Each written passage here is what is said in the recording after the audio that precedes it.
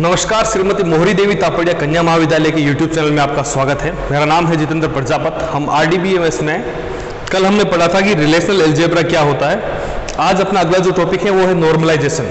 Normalisation क्या होती है, उसके कितने सारे फॉर्म होते हैं, उनके बारे में चर्चा करेंगे। ये एक थोड़ा थ्योरी और प्रैक्टिकल से मिला हुआ मिश्रित टॉपिक है। तो हम आज सबसे पहले ये समझते हैं कि नॉर्मलाइजेशन होता क्या है, उसके बाद हम कल से प्रैक्टिकल करना शुरू करेंगे कि किस प्रकार से प्रैक्टिकली नॉर्मलाइजेशन की प्रक्रिया को हम इंप्लीमेंट कर सकते हैं अपने डाटाबेस के अंदर।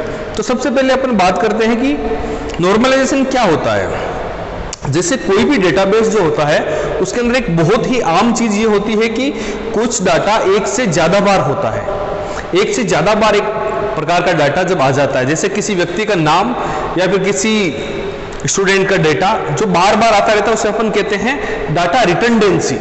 रिटर्नडेंसी मतलब वो चीज बार बार आ रही है।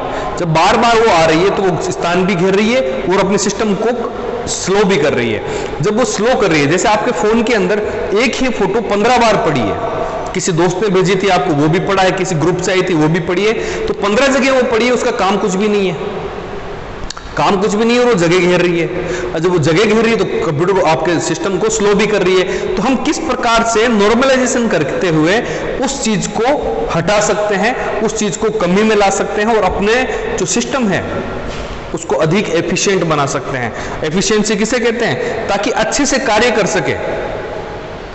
और इसके अंदर एक चीज ये भी होती है कि जब आप इस प्रकार का डाटा काम कर रहे हैं, इस प्रकार के डाटा पे काम कर रहे हैं जो नॉर्मलाइज्ड है, तो आपको ये चीज भी ध्यान रखनी पड़ेगी कि आपने जैसे 3 जो टेबल्स हैं उनको मिला दिया आपस में।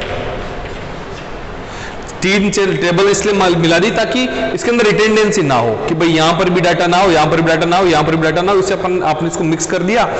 अब इसके अंदर प्रॉब्लम क्या होगी, जैसे मैंने इसके अंदर से कुछ डाटा हटा दिया तो ऐसा ना हो कि इसके अंदर से भी उसका फर्क पड़े। कुछ अगर फर्क पड़ा इसके अंदर तो मेरा जो डेटाबेस रखने का जो कॉन्सेप्ट होगा वही खराब हो जाएगा। जैसे मैं बात करता हूं अगर आपको कि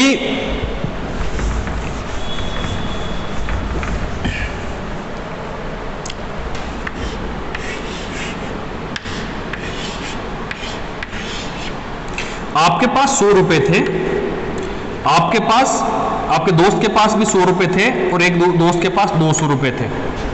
तो आपने गणित लगा रखी थी कि भाई अपने पास 400 रुपए है।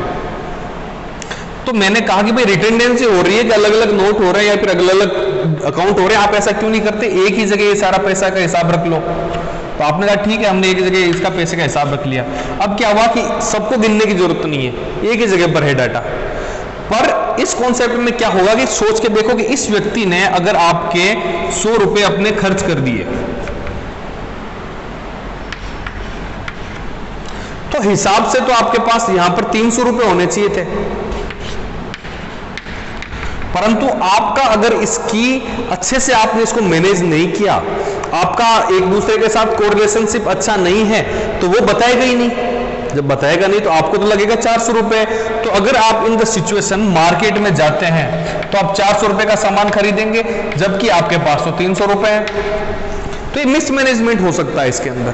तो इस मिसमैनेजमेंट को डाटाबेस में बचने के लिए जो है हम अलग अलग टाइप की नॉर्मलाइजेशन फॉर्म का उपयोग करते हैं, जिसके अंदर अलग अलग प्रकार की जो नॉर्मलाइजेशन फॉर्म्स हैं उसके बारे में हम कल चर्चा करेंगे, क्योंकि ये कॉम्प्लिकेटेड और टफ सब्जेक्ट, थोड़ा टफ रहता है, तो उसके बारे में हम कल एग्जाम्पल लेके चर्चा करेंगे। आज हम सिंपल बात करते हैं कि डेटाबेस के अंदर कोई भी, जब भी हम नॉर्मलाइजेशन करते हैं तो उसके कारण क्या होते हैं, भाई क्यों करना चाहते हैं आप नॉर्मलाइजेशन। तो ये हो गया कि सबसे पहले कि जो डाटा रिटेंडेंसी है, डाटा रिटेंडेंसी क्या होती है कि किसी भी डेटाबेस के अंदर रिपीट होने वाले रिकॉर्ड्स की संख्या कम से कम हो, उसे हम कहते हैं डाटा रिटेंडेंसी। तो उस डाटा रिटेंडेंसी को कम से कम लेवल पर लाया जाए। जैसे कई बार होता है कि आपको कुछ ऐसे रिकॉर्ड्स होते हैं जो आवश्यक होते हैं, जो हर एक जगह पर होते हैं, हर एक जगह पर उनका रहना जरूरी है, वो तो समझ में आती है। तो कम से कम किस प्रकार से हम कर सकते हैं, उसको हम कहेंगे कि उसकी डाटा रिटेंडेंसी कम से कम होनी चाहिए। और सेकंड ये करना कि जो डिपेंडेंसी है डाटा की, एक डेटा की दूसरे डेटा के साथ, एक टेबल की दूसरे टेबल के साथ जो उसकी डिपेंडेंसी है उसका जो मॉडल है वो संयुक्त रूप से और ढंग से चलता रहे। जैसे मैंने भी एग्जांपल देके समझा कि इन तीनों को पता रहना चाहिए कि किसके पास क्या चल रहा है क्या नहीं चल रहा, ताकि जो end of the day output आए वो एक ढंग का आउटपुट आए और ऐसा आउटपुट आए जिसका हम उपयोग ले सकते हैं। उसके अंदर क्या होगा कि जब कोई डेटाबेस डिजाइन किया जाता है तो हम इसके अंदर एक कॉन्सेप्ट ध्यान रखते हैं कि कोई भी कमी जो है इसके अंदर वो नहीं रहनी चाहिए। आप ऑब्वियसली है, आप कोई भी काम करना चाहेंगे तो यही करते हैं, तो इस के बावजूद भी अगर कुछ कमियां उसके अंदर रह जाती है, कुछ रिटर्डेंसी वाले कॉन्सेप्ट उसके अंदर रह जाते हैं, तो उस सिचुएशन में हम नॉर्मलाइजेशन जो प्रक्रिया है उसका उपयोग करते हुए वो कमियां दूर करने का प्रयास करते हैं। तो हम एक एग्जांपल लेते हैं। ये एग्जांपल जो है वो बताएगा कि किस प्रकार से कमियां हो सकती है आपके।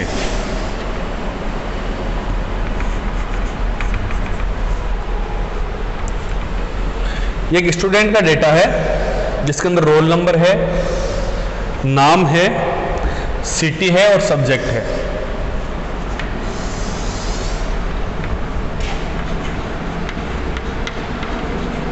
रोल नंबर, नाम, सिटी और सब्जेक्ट। तो आपने देखा कि रोल नंबर है, नाम है, सिटी और सब्जेक्ट है। इसके अंदर हम डाटा इनपुट करने की कोशिश करते हैं कि जैसे 101, 102, 103 और 104। तो पहली जो है उसका नाम है अनिल, सुनील, यहां पर है अजय, सुनील,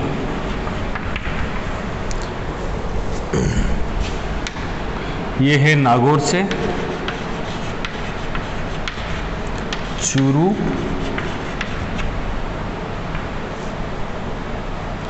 पाली और जयपुर। ये जो है वो अलग अलग जगह से है, उनके सब्जेक्ट भी अलग अलग है। जैसे डाटाबेस मैनेजमेंट सिस्टम पढ़ते हैं, ये वास्तुकला से है, ये पीएचपी के हैं स्टूडेंट, और ये जो एंड ऑफ द डे वाले हैं वो बायोलॉजी से हैं। इसके अंदर क्या हुआ कि आपने देखा कि दो टाइप के जो डेटा हैं वो रिपीट हो रहे हैं, रिडंडेंट हो रहे हैं। क्यों? क्योंकि इस व्यक्ति ने सिटी भी अलग है और इनका सब्जेक्ट भी अलग है। तो इसके अंदर क्या हो गया कि अब इसको अपडेट करने में इशू होगा, बोलेगा सुनील के नंबर चेंज कर दो जाकर। तो अब दो सुनील है यहाँ पर, इसके क्या नंबर चेंज कर दो, या फिर सुनील की सिटी चेंज कर दो। अरे सुनील तो चूरू का वाला भी, अजमेर वाला, जयपुर वाला भी, किसकी सिटी चेंज करोगे आप? तो ये वाला इसके अंदर हो गया इशू। अगर इसके अंदर इस व्यक्ति को, किसी स्टूडेंट को सिटी को बदलना है तो अपडेशन एनामोली, इसको कहते हैं अपडेशन एनामोली की समस्या आने की संभावना रहती है। जैसे उदाहरण के लिए हम बात करते हैं कि सुनील की सिटी चूरू की जगह अगर, माफी चाहूंगा, ये चूरू तो हाँ, इस सिटी थोड़ी चेंज होगी इस स्टूडेंट की, चूरू, ये सिटी तो चूरू ही रहेगी क्योंकि स्टूडेंट तो सेम ही है। हाँ, तो अब एक एग्जांपल लेते हैं कि जो सुनील है उसका जो सिटी है वो चूरू से बदलकर अगर हमें जयपुर करनी हो तो उसके अंदर ये जो सुनील के जो अलग अलग जगह पर जो आए हुए हैं, 102 नंबर पर जो आया हुआ रिकॉर्ड उसके अंदर भी चेंज करना पड़ेगा, 104 नंबर पे अगर आया हुआ है तो उसको भी चेंज करना पड़ेगा। इन फ्यूचर ये अगर एक से ज्यादा और सब्जेक्ट लेता है तो उसके अंदर भी सबके अंदर जाके चेंज करना पड़ेगा। तो ये जो मेहनत है वो इनकंसिस्टेंट हो जाएगा, इसका जो डेटा का जो वितरण है वो इनकंसिस्टेंट हो जाएगा, इसलिए हमें अपडेशन के अंदर समस्या आएगी। इसको हम कहते हैं अपडेशन एनामली। अब दूसरा इसके अंदर कॉन्सेप्ट आएगा कि डेटा इंसर्ट करने के अंदर जो समस्या आती है, यदि हमें इसके अंदर कोई नया डेटा इंसर्ट करना हो और कोई स्टूडेंट ने सब्जेक्ट चुना ही नहीं है तो हमें एक क्या करना पड़ेगा कि जो सब्जेक्ट वाला जो कॉलम है वो नल रखना पड़ेगा, खाली रखना पड़ेगा। इसे हम कहते हैं इंसर्शन एनोमली। हो सकता है कि किसी स्टूडेंट का कोई आगे चल के इसके अंदर पता चले कि एड्रेस नहीं हो, या फिर कुछ सब्जेक्ट नहीं ले रखा हो, तो उसके अंदर उस सिचुएशन में उस पर्टिकुलर जो रिकॉर्ड है उसको हमें एम्प्टी रखना पड़ेगा, जो कि अच्छी बात नहीं है। इसलिए इसको कहते हैं हम इंसर्शन एनामोली।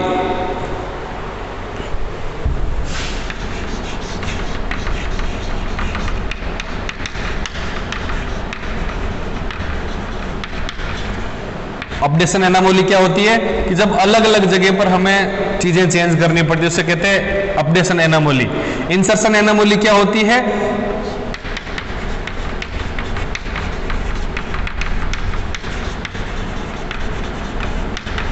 जैसे किसी 105 का रिकॉर्ड आया, उसका नाम था राम, वो चूरू से ही था, उसने कोई सब्जेक्ट नहीं लिया यहां पर, तो उसके अंदर हमें क्या डालना पड़ेगा, नल। अब जब आप नल डालोगे, जब आप इसके अंदर ऑपरेशन करोगे तो आपको इश्यू आएगा, तो इसे अपन कहते हैं इंसर्शन एनामोली।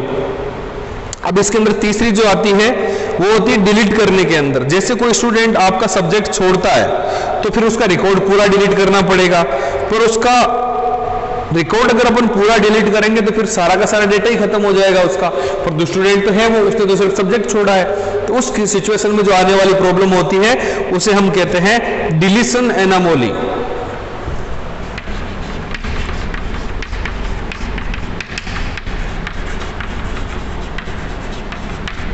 डिलीशन एनामोली क्या कहते हैं, जैसे इस व्यक्ति ने बोला कि मेरे को बायोलॉजी नहीं लेनी, तो अब डिलीट तो सिर्फ इसको करना था, हमें इसकी जगह नल करना था, तो हमने क्या किया कि इसको पूरे को डिलीट कर दिया, पूरा स्टूडेंट का डाटा ही गायब हो गया, तो उसे अपन क्या कहेंगे, इंसर्शन एनामोली। एनामोली जो होती है वो समस्याओं को कहते हैं। उपरोक्त समस्याएं जो होती है, जो इस प्रकार की जो समस्या आ रही है, इन तीनों समस्याओं से जूझने के लिए, उनसे लड़ने के लिए, इनको काउंटर करने के लिए हम नॉर्मलाइजेशन प्रोसेस का उपयोग करते हैं। तो हमने देख लिया कि थ्योरी के अंदर जो है वो इन सब चीजों का ध्यान रखना है। कोई कह दे आपको कि नॉर्मलाइजेशन की प्रक्रिया का उपयोग क्यों किया जाता है, कि किसी भी डाटा के अंदर आने वाली इन समस्याओं को अपडेशन, इंसर्शन और डिलीशन प्लस रिटेंडेंसी, रिटेंडेंसी को भूलना नहीं है अपने। रिटेंडेंसी मतलब बार बार आने वाली चीजें, जैसे ये बार बार इसके अंदर आ रहा है सुनील सुनील, चूरू चूरू, ये बार बार आ रही है चीजें, इन सब से कॉम्बैट करने के लिए, इन सब चीजों से लड़ने के लिए हमें नॉर्मलाइजेशन प्रोसेस की जरूरत पड़ती है। और इसके अंदर हम क्या करते हैं कि जो डेटाबेस अपना होता है उसको नॉर्मल फॉर्म में लाने की कोशिश करते हैं। नॉर्मल फॉर्म कि वो फॉर्म जिसके अंदर हमारे काम की चीजें हो, जिसके अंदर हमारा ये डेटाबेस हमारे अच्छे तरीके से काम आ सके, उसको हम कहते हैं नॉर्मल फॉर्म। तो नॉर्मल फॉर्म कितने प्रकार की होते हैं, क्या क्या चीजें होती है, उसको हम समझेंगे। इससे पहले 2-4 फैक्ट जो है वो आपको याद रखने चाहिए, उनको आप याद रख लीजिए। मैंने जैसा कि बताया था कि आज सिर्फ थ्योरी की क्लास है, कल से हम प्रैक्टिकल समझेंगे इसको एग्जाम्पल के साथ में। तो आज जो फैक्ट का चीजें हैं वो सारी याद रखें, ये एग्जाम के अंदर सीधे पूछ लिए जाते हैं। जैसे RDBMS का जनक कौन है, रिलेशनल डेटाबेस का जनक कौन है, उसका नाम हम रखते हैं। जैसे रिलेशनल मॉडल के जनक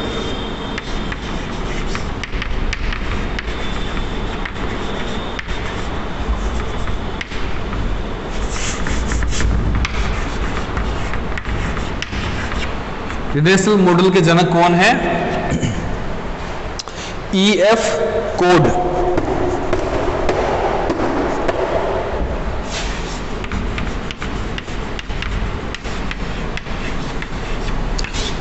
ये जो EF कोड हैं, इन्होंने सन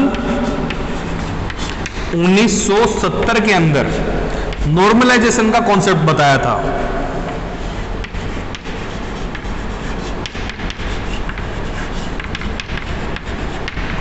नॉर्मलाइजेशन का कॉन्सेप्ट बताया था। इसके अंदर क्या बताया था इन्होंने,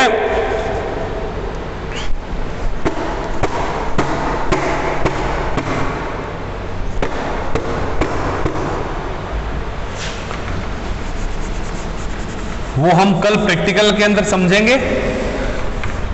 इसको हमने कहा फर्स्ट नॉर्मलाइजेशन फॉर्म, 1NF, इसको हमने ये कहा फर्स्ट नॉर्मल फॉर्म। और इसका जो आविष्कार है, इसको जो कॉन्सेप्ट है वो किसने दिया? EF कोड ने। EF कोड जो है उन्होंने रिलेशनल मॉडल जो है उसके भी जनक कहाए जाते हैं ये।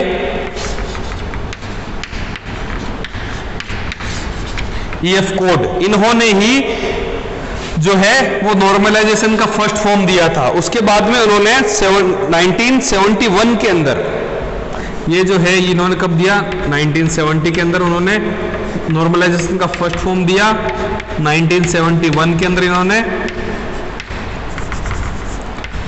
सेकेंड फॉर्म ऑफ नॉर्मलाइजेशन दिया और उसके बाद में 1974 में BCNF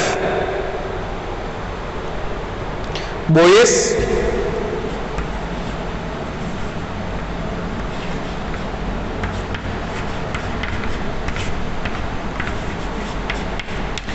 कॉड नॉर्मलाइजेशन